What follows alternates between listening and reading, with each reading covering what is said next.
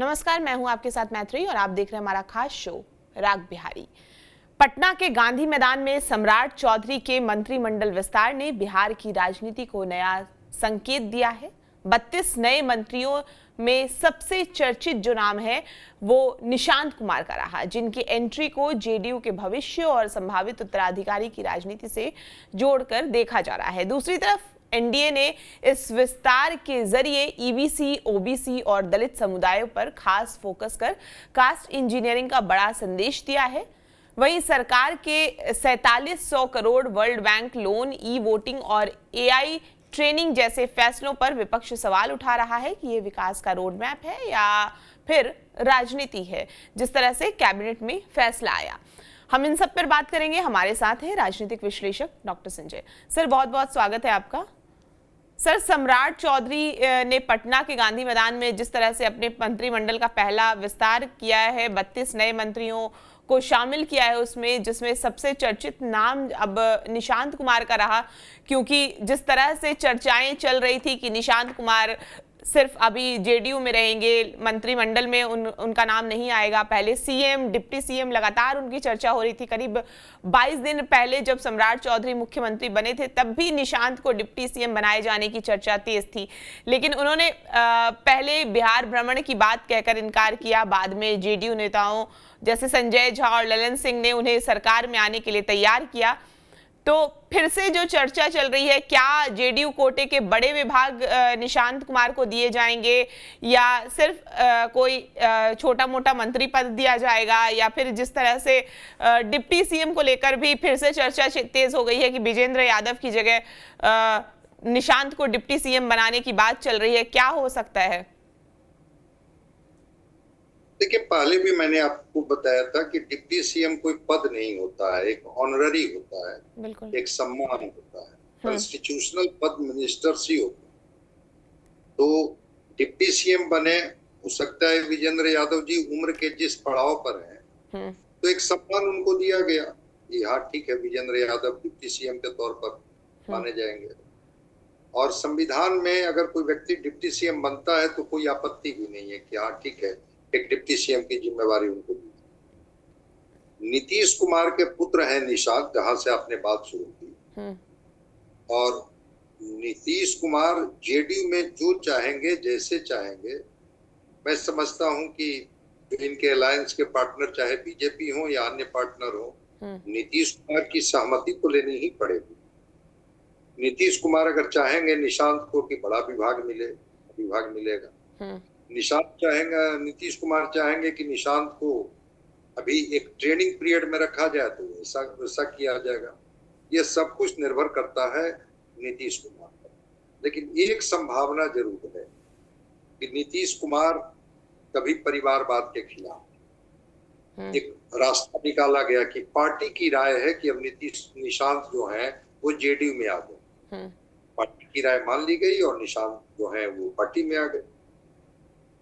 संगठन की जिम्मेवारी संभालेंगे, संगठन की जिम्मेवारी को ये देख रहे हैं। यात्रा पर निकलेंगे, संवाद करेंगे, सद्भाव यात्रा पर निकल गए।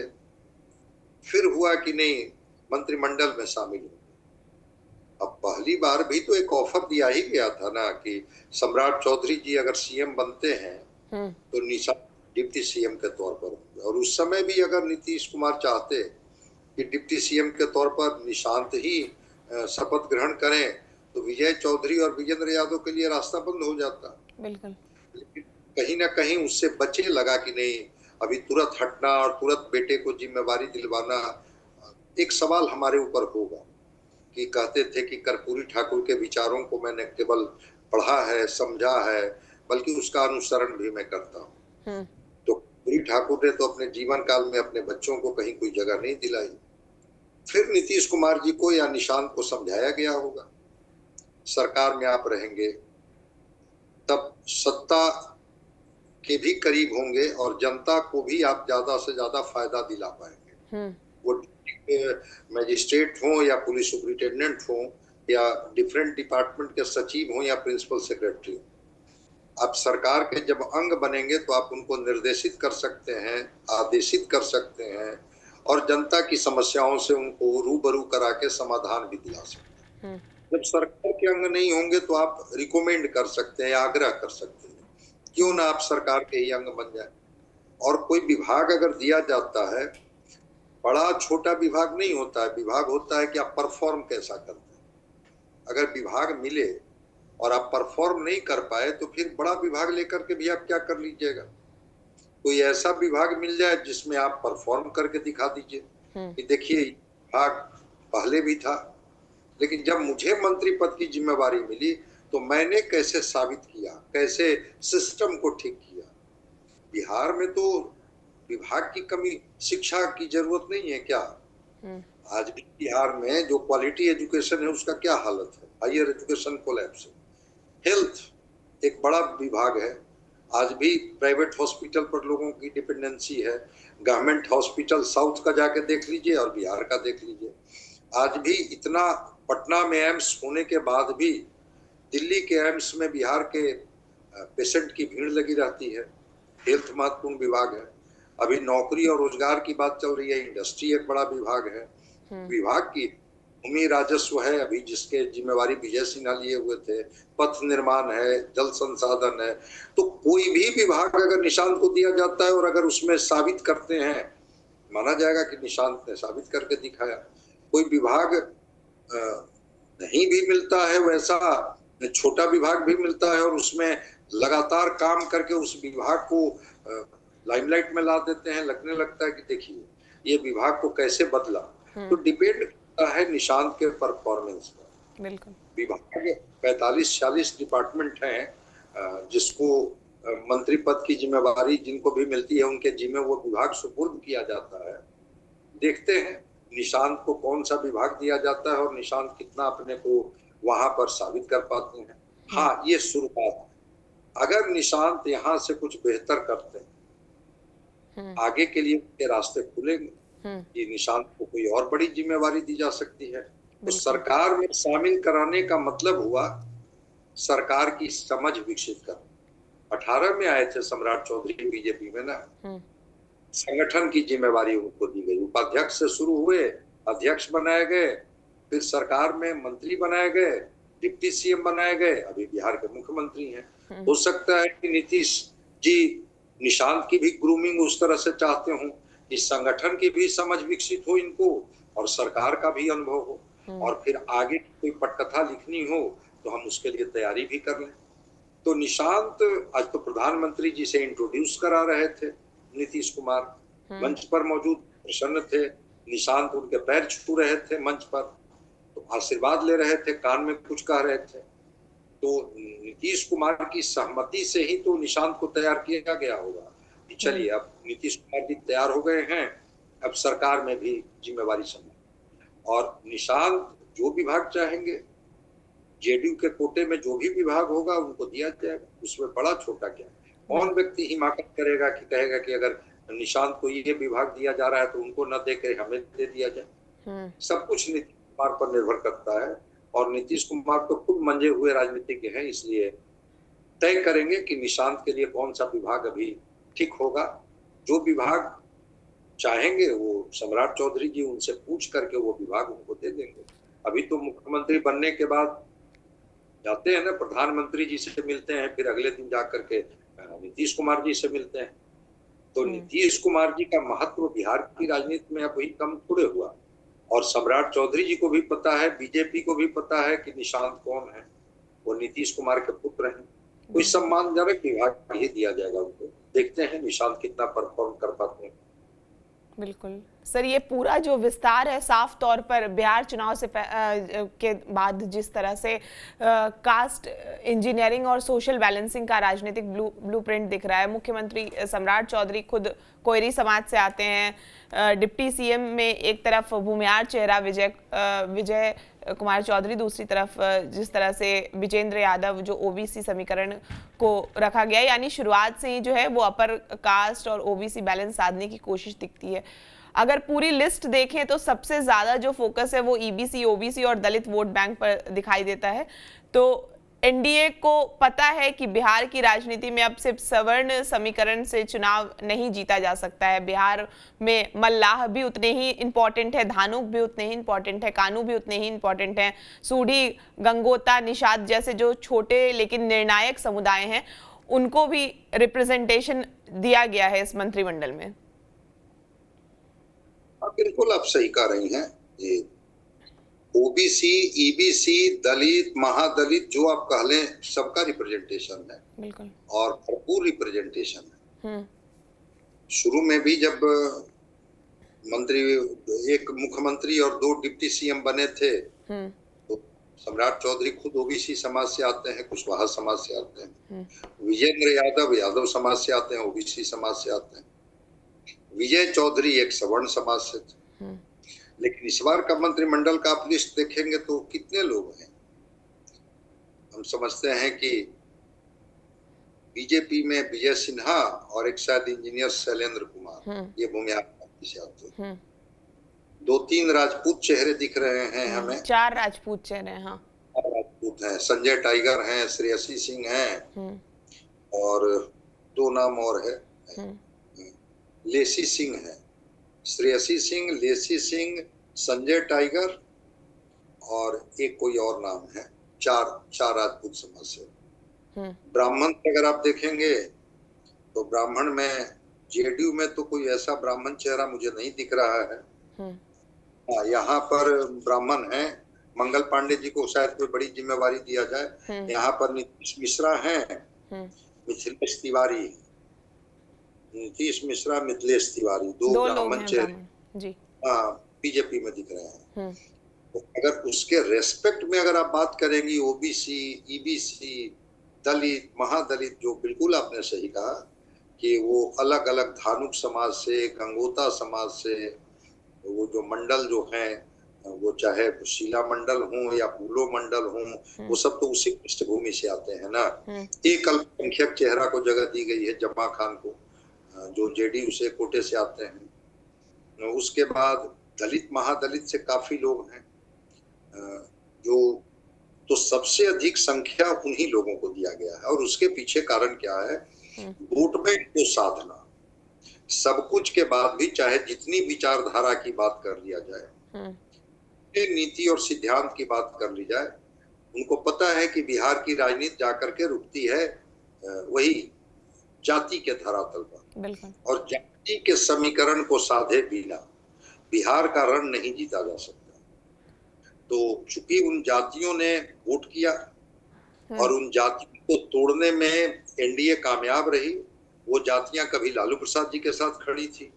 मंडल कमीशन के बाद बिहार में तो साफ साफ बाइफर्केशन हुआ। हालांकि नीतीश कुमार बहुत हद तक उसको बांटने में सफल रहे। जिस झगड़ा भर से पिछड़ा का माहौल बनाया जाता था और पूरा ध्रुवीकरण कर करके और फिर राजनीति की रोटी से की जाती थी और सत्ता के सिंहासन पर काबिज हो जाते थे। हालांकि नीतीश कुमार ने बहुत हद तक उसको डाइल्यूट किया है। तो समीकरण का तो ध्यान रखा गया कि वो अति पिछड़ा भी हमारे साथ रहे, पिछड़ा भी रहे, दलित भी रहे, महादलित भी रहे। और अगड़ी जाति, हाँ, एक राजपूत जाति से वो संजय सिंह हैं जो पासवान के ये पार्टी से, एक नाम मैं रिकॉल नहीं कर पा रहा था, संजय सिंह है। 4 राजपूत जाति से इस मंत्रिमंडल। तो बिल्कुल उस तरह का समीकरण है। और अब बिहार की राजनीति का मैसेजिंग अलग अलग राज्यों में होगा। उत्तर प्रदेश में 27 में चुनाव, तो वहां के ओबीसी को साधने की कोशिश की जाएगी। ये जो लवकुश है ना, कुर्मी कुशवाहा, लोकसभा चुनाव के समय में वो समाजवादी पार्टी के साथ चली गई थी उत्तर प्रदेश में। ये बिहार के माध्यम से उत्तर प्रदेश को मैसेज देने की कोशिश हो रही है कि देखिए ऐसे हमने मंत्रिमंडल में जगह दी है और अगर उत्तर प्रदेश में भी ये समाज मेरे साथ खड़ा होगा तो हम आपको ओबीसी चेहरा पर दांव लगा सकते हैं। ओबीसी लोगों को हम ज्यादा से ज्यादा मंत्रिमंडल में जगह दे सकते हैं। तो कुल जातीय समीकरण का दोनों पार्टियों ने, हालांकि अधिकतर पुराने चेहरे ही हैं, चाहे वो जेडीयू के कोटे से हों या बीजेपी कोटे से हों। यहाँ तो बाकी जो इनके 3 अलायंस है उसमें तो कोई परिवर्तन ही नहीं। वही संजय पासवान और संजय सिंह चिराग जी के यहाँ से हैं दीपक प्रकाश तो उनके लड़के ही हैं, उपेंद्र कुशवाहा के, और जीतन राम मांझी के बेटे हैं संतोष सुमन। तो वहां तो 3 में कोई परिवर्तन नहीं। थोड़ा नए नाम जुड़े, जिसमें निशांत एक बड़ा नाम है जो जेडीयू के कोटे से आए, 1-2 नाम श्वेता गुप्ता वगैरह कोई आई है, वो नाम है, और बीजेपी कोटे से 2-3 नाम, नए नाम, जो नीतीश मिश्रा छूट गए थे पिछली बार, वो इस देख रहे हैं, 2 आ गए हैं। रामचंद्र पासवान आ गए हैं, इंजीनियर या शैलेंद्र कुमार जो है वो आ गए हैं, मिथिलेश तिवारी आ गए। तो जातीय समीकरण को साधने की कोशिश की गई है, और बिहार की राजनीति में जाति की गोटी अगर ठीक से नहीं चली जाती है तो फिर आगे का रन थोड़ा कठिन होता है। इसलिए उनको पूरी तरह से संतुष्ट करने की कोशिश की। सर, बिहार सरकार का एक तरफ वर्ल्ड बैंक में से 4700 करोड़ रुपए का बड़ा लोन ले रही है और नगर निकाय चुनाव में ई वोटिंग लागू करने और नेताओं अधिकारियों को एआई ट्रेनिंग देने जैसे फैसले कर रही है, लेकिन विपक्ष खासकर तेजस्वी यादव लगातार कह रहे हैं कि बिहार पहले से भारी कर्ज में डूबा हुआ है और सरकारी भुगतान तक समय पर नहीं हो पा रहा है। ऐसे में क्या ये फैसले वास्तव में मतलब है क्या ये फैसले, और कैसे इसको देखा जा रहा है? अब तेजस्वी जी इकोनॉमिक्स को कितना समझते हैं मुझे नहीं पता है, लेकिन विकास अगर आपको करना होगा तो केवल आपको अपने संसाधनों पर ही निर्भर नहीं रहना होगा, आपको तो लोन लेनी पड़ेगी। बिहार से ज्यादा लोन दूसरे राज्यों के पास है। वो जो दक्षिण भारत के राज्य, जो विकसित राज्य हैं, उनके ऊपर बिहार से ज्यादा कर्ज है। लेकिन कर्ज लेना ये खराब चीज नहीं है, उस कर्ज की राशि का सही जगह पर उपयोग करना। अब पूरा विश्व जब एआई की तरफ जा रहा है तो क्या बिहार एआई की तरफ नहीं जाए? जाना ही चाहिए। तो वर्ल्ड बैंक से जो ये 4700 करोड़ रुपए की राशि ले रहे हैं, कई योजनाओं की बात चल रही है इनका। अब 11 सैटेलाइट टाउन बनाने की बात ये कर रहे हैं, इंफ्रास्ट्रक्चर डेवलपमेंट की बात ये कर रहे हैं, टूरिज्म को प्रमोट करने के लिए ये रिलीजियस कनेक्टिविटी की बात कर रहे हैं। तो अगर आपने कोई बड़ा टारगेट रखा है बिहार के लिए, रोजगार कहाँ से आप देंगे? रोजगार देने के लिए तो आप रोजगार की पृष्ठभूमि तैयार करनी होगी ना, और ये पृष्ठभूमि कैसे तैयार होगी? इसके लिए तो आपको कहीं ना कहीं से साधन लेना होगा। हाँ, वो 4700 करोड़ रुपया वर्ल्ड बैंक अगर आपको दे रहा है तो आप इसका ध्यान रखिए कि वो राशि सही जगह इस्तेमाल हो और उसकी जो प्रोडक्टिविटी हो उसका फायदा बिहार को मिले। बिल्कुल सही बात है कि 4 लाख करोड़ का ऋण है बिहार के ऊपर। प्रतिदिन बिहार करीब 65 करोड़ रुपया ऋण के रूप में केवल चुकाता है, ब्याज देता है, सारी बात। लेकिन उसकी वजह से फिस्कल डेफिसिट में कोई बहुत बड़ा अंतर नहीं आया है, उसको मेंटेन किए हुए है बिहार। तो वर्ल्ड बैंक लोन दे रही है या केंद्र से लोन लेती है राज्य की सरकारें, आप लोन दीजिए, लेकिन उसकी प्रोडक्टिविटी दिखनी चाहिए।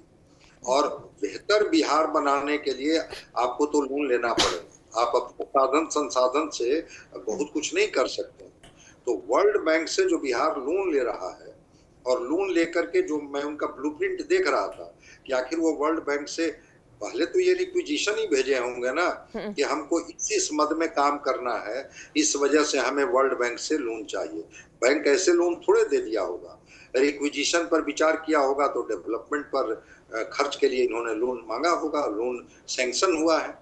अब उस लोन की राशि का इस्तेमाल करके फिर वर्ल्ड बैंक से लोन ले रहे हैं तो क्या लोन नहीं लौटाना होगा? लोन तो लौटाना ही होगा। तो ले करके अगर प्रोडक्टिविटी को बढ़ाते हैं, एम्प्लॉयमेंट को बढ़ाते हैं, इंफ्रास्ट्रक्चर को बढ़ाते हैं, एआई को मजबूत करते हैं जिससे चीजें और भी स्मूथ हो जाए, तो मैं इसको पॉजिटिव मानता हूं। इकोनॉमिक्स में लोन लेना इसको हमेशा माना जाता है सकारात्मक, लेकिन वो लोन की राशि कहीं दुरुपयोग ना हो, ये चेक एंड बैलेंस रखने का काम या करने का काम सरकार का होता है। सरकार उस पर निगरानी रखे, और उस लोन लिए हुए पैसे से जो आप चीजों को प्रोडक्टिव बनाते हैं उसका जो बेनिफिट होता है, उस बेनिफिट से दोनों काम होता है। एम्प्लॉयमेंट, इंफ्रास्ट्रक्चर का भी डेवलपमेंट होता है, और उससे जो मुनाफा होता है वो राशि फिर लौटा दी जाती है वर्ल्ड बैंक को। इसलिए वर्ल्ड बैंक से दी गई राशि अच्छे कामों के लिए लिया जा रहा है। कभी विस्तार से अलग से हम लोग उस पर बात कर लेंगे कि वो वर्ल्ड बैंक बिहार को कब कितना लोन दिया और उस राशि की कितना उपयोग हुआ, किस मद में उपयोग हुआ और उसके क्या बेहतर परिणाम आए। तेजस्वी जी को कभी कभी सकारात्मक विपक्ष की भूमिका में होनी चाहिए, हमेशा हर चीज में नकारात्मकता नहीं ढूंढनी चाहिए। बहुत बहुत शुक्रिया सर हमसे बातचीत करने के लिए। आपका इन तीनों विषयों पे क्या राय है और मंत्रिमंडल विस्तार पर खास तौर पर आप क्या सोचते हैं, इनमें किन नामों को और शामिल होना चाहिए था, कौन से नाम नए शामिल हुए, इन सब में आपका जो भी विचार है हमें कमेंट करके ज़रूर बताएं। और बिहार की तमाम खबरों के लिए आप हमारे साथ बने रहें और देखते रहें TV9 बिहार झारखंड।